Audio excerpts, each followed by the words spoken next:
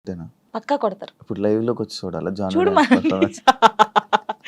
అలా నేను చెప్తున్నాను వాళ్ళకి. నన్ను చూసి చూసి చూసి 5 years నుంచి ఉంటున్నాను, ఫోక్ సాంగ్స్ అవే చేస్తున్నాను కాబట్టి వాళ్ళు ఊకే నా ఫేస్ చూసి చూసి ఇదే ఇదే ఎక్స్ప్రెషన్స్, సేమ్ ఎక్స్ప్రెషన్. కానీ సగం మంది అలా అంటారు కదా, సగం మంది మెచ్చుకునే వాళ్ళు ఉన్నారు. జానుకి ఫేమస్ అయిపోయాక ఇది వచ్చేసాక యాటిట్యూడ్ ఎక్కువ, పొగరు ఎక్కువ అనే వాళ్ళకి అసలు నాకు పొగరు ఉండదు, ఫస్ట్ యాటిట్యూడ్ ఉండదు. నేను అందరితో చాలా కలిసిపోయి ఉంటాను. నాతో జర్నీ చేస్తే తెలుస్తుంది. ఇప్పుడు దూరం నుంచి చూసి జడ్జిమెంట్ చేయడం వేరు. నాతో నిజంగా ఒక 1 day వచ్చి 5 minutes చాలు నాతో మాట్లాడితే వాళ్ళకి అర్థమైపోతుంది నేను ఏంటనేది. చాలా మంది నాతో అన్నారు కూడా, అన్నారు కదా ప్రొడ్యూసర్స్ కూడా, మీకు చాలా పొగరు ఉంటదంట అమ్మో మీతో మాట్లాడంటున్నారు. షూటింగ్ వచ్చిన తర్వాత సారీ జానమ్మ ఇలా దండం పెట్టి చెప్పిన వాళ్ళు ఉన్నారు. పొగరు ఉందా? ఉండదు, అసలు ఉండదు. యాటిట్యూడ్ ఉందా? అసలు ఉండదు. యాటిట్యూడ్ ఉండాలి. యాటిట్యూడ్ ఎప్పుడు ఉండాలి? సందర్భం బట్టి ఉండాలి. ఎప్పుడు పడితే అప్పుడు ఉండదు. ఉంటదా కొంచెం? కొంచెం అంటే ఒకవేళ వేరే రకంగా, ఒకవేళ నన్ను ఎవరైనా అన్నప్పుడు మంచి రకంగా అన్నప్పుడు అప్పుడు వాళ్ళకి మాట్లాడేటప్పుడు యాటిట్యూడ్ వస్తుంది.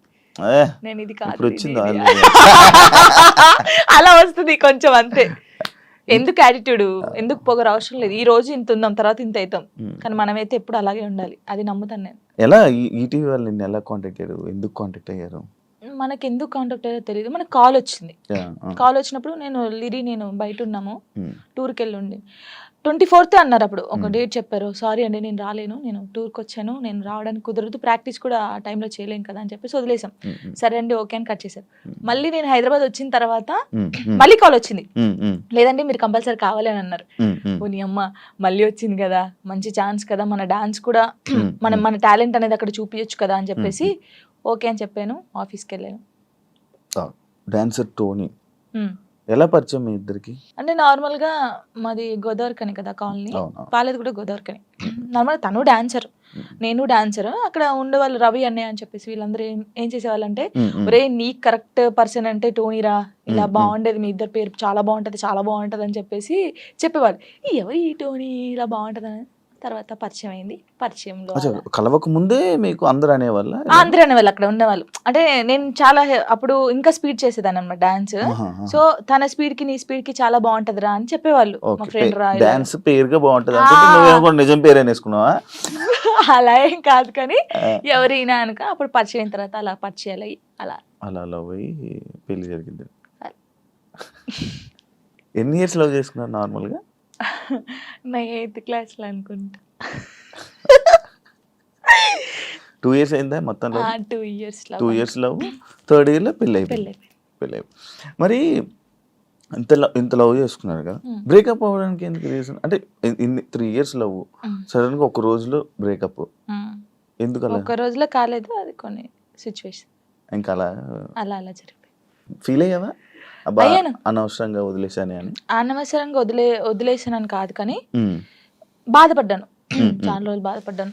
అరే ఇలా కాకుంటే బాగుండేది, ఇద్దరం బాగుండే వాళ్ళం కదా, అలా బాధపడ్డాను. అంటే మీ మాటలు వింటుంటే ఎవరి తప్పు లేదు. దిష్టి కొట్టింది మాకు బాగా. అదే అంటే దిష్టి తగులుతూ విడిపోతారా? నిజంగానే విడిపోతారు, నిజంగా విడిపోతారు. ఫ్రెండ్షిప్ అయినా ఏదైనా సరే మన మీద కళ్ళు పడ్డాయి అనుకో విడిపోతాను. నమ్ముతారా ఇది? నమ్ముతాను, నేను చాలా నమ్ముతాను. ఇంకా నాకు జరిగింది కాబట్టి నేను నమ్ముతాను. దిష్టి వల్లే విడిపోయింది. ఇప్పుడు తమిళ పెట్టండి, దిష్టి పల్ల విడిపోయిన వీళ్ళిద్దరు ఎందుకయ్యా సామి ఇదంతా నాకు అనిపిస్తుంది ఇప్పుడు. ఏమైనా స్ట్రగుల్స్ ఫేస్ చేసావా విడిపోయినాక? లైక్ పెళ్ళి అయ్యాక కానీ లేకపోతే విడిపోయాక కానీ? పెళ్ళిలో పెళ్ళి అయిన తర్వాత బాగున్నాం, ఇద్దరం ఈవెంట్స్ చేసుకున్నాం, లిరిన్ బాగా చూసుకున్నాం, అంత ఇక కొన్ని ఇప్పుడు అవన్నీ మాట్లాడదలుచుకోలేదు నేను. ఎందుకంటే పాతవి తవ్వేసి తన లైఫ్ బాగుంది, నా లైఫ్ బాగుంది, మధ్యలో మళ్ళీ టాపిక్స్ చేసి మళ్ళీ వెనక్కి లాగడం నాకు ఇష్టం లేదు. తర్వాత పెళ్ళి అంటే ఇంకా అయిపోయిన తర్వాత, గొడవ అయిపోయిన తర్వాత చాలా మంది చాలా రకాలుగా మాట్లాడారు నన్ను. అంటే రోడ్డు మీద నడుచుకుంటూ వెళ్ళేటప్పుడు కానీ చాలా, ఇప్పటికీ తప్పట్లేదు అది. ఇంకా లోకంలో మేము ఇద్దరమే ఉన్నాము, మా ఇద్దరికే డైవర్స్ అయిపోయినాయి, వీళ్ళిద్దరే వైఫ్ అండ్ హస్బెండ్స్, ఎవరు విడిపోలేదు అన్నట్టు చేస్తున్నారు జనాలు అయితే. నిజంగా అలా అప్పుడు కూడా అలాగే చేశారు. అప్పుడు చేశారు. అప్పుడు నేను ఇలా వెళ్తుంటే, అరే నేను మొగుడు వదిలేశారంటారా దీన్ని, ఇది ఏం చేసిందోరా, మొగుడు వదిలేశాడు అని చెప్పి అన్నారు. ఇలా వదిలేసిన తర్వాతనే కదా నాకు ఎక్కువ అలా అలా చాలా స్ట్రగుల్స్ పడ్డాను. ఎవరున్నారు నీకు సపోర్ట్గా అప్పుడు? Mummy daddy. అమ్మ నాన్న ఏమన్నారు? మా మమ్మీ డాడీ అసలు మా డాడీ గురించి చెప్తేనే ఏడిపోతుంది నాకు. అంటే మా డాడీ ఎలా అంటే వీళ్ళకి ఎలా ప్రేమ చూసుకోవాలో తెలియదు మా మమ్మీ డాడీకి. ఫస్ట్ ఆఫ్ ఆల్ మా డాడీ గురించి నేను ఎప్పుడు ఎక్కడ మాట్లాడలేదు. ఇక్కడ అంటే అందరూ లవ్ యూ డాడీ. ఇప్పుడు ఈ జనరేషన్ లో అప్పుడు అంటే అప్పుడు వాళ్ళకి తెలియదు. ఇప్పుడు మనం ఏడ్చినా ఎందుకు ఏడుస్తున్నావు, ఇది కావాలా ఇట్లా. ఫస్ట్ మా డాడీకి సారీ అని చెప్పాలని ఉంది గట్టిగా, హక్ చేసుకొని. కానీ ఆయనకి ఆ ఫీలింగ్స్ ఉండవు, అంటే తెలీదు. చెప్పినా కూడా ఎందుకు ఏడుస్తుందో అంటాడు. మా మమ్మీ కూడా అంతే. నేను లవ్ మ్యారేజ్ చేసుకొని వెళ్ళిపోయినప్పుడు కూడా చిన్న మాట అనలేదు నన్ను.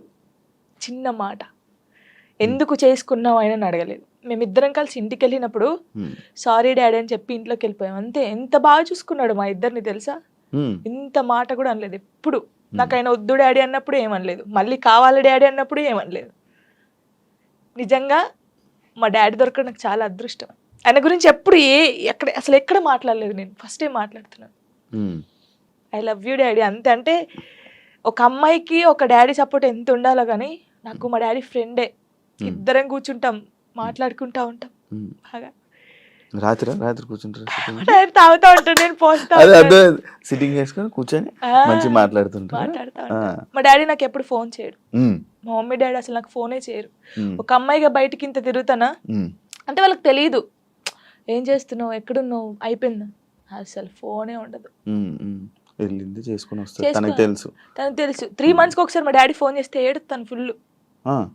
స్క్రీన్ షాట్ పెట్టి స్టేటస్ పెడతాను, మా డాడీతో ఇంతసేపు మాట్లాడాను.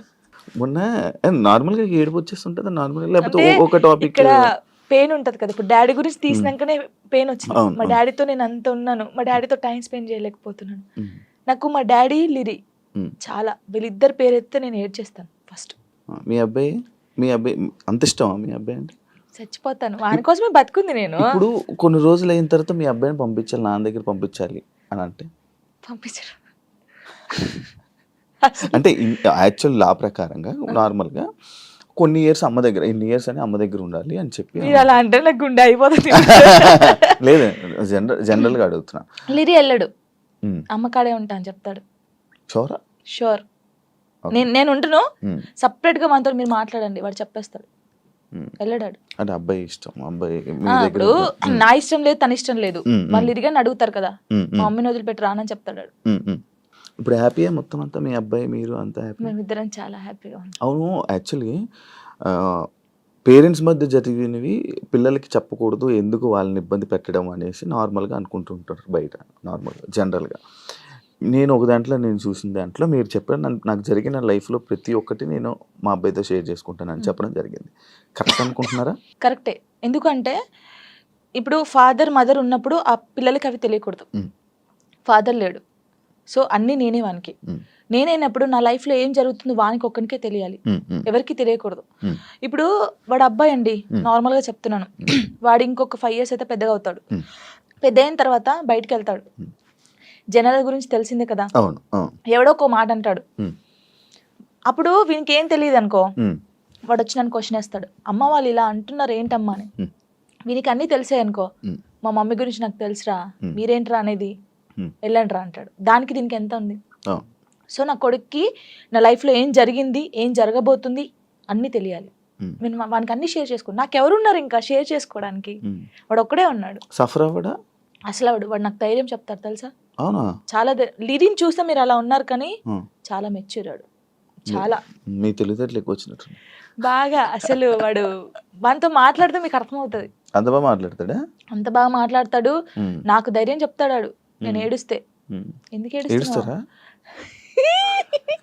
అలా? ఇంకా మరి బాధ వచ్చినప్పుడు ఎవరికి షేర్ చేసుకోవాలి. ఇప్పుడు బయటికి వెళ్తాం, షూట్స్ చేస్తాం, కొందరు మంచిగా మాట్లాడతారు, కొందరు చెడుగా మాట్లాడతారు. అట్లా మాట్లాడినప్పుడు ఇంటికి వెళ్తాను, మనం చూడగానే ఏడిపోస్తుంది, గట్టిగా పట్టేసుకొని డాడీ ఇలా అన్నారా ఈ రోజు నన్ను అన్నీ చెప్తాను. శివ గారు తెలుసా, నేను ప్రతి పిన్ టు పిన్ చెప్తాను వానికి. నేను నాకు ఎవరైనా ప్రపోజ్ చేసినా ప్రపోజ్ చేశారు లిరి నాకు అని చెప్తాను నేను సీరియస్ గా.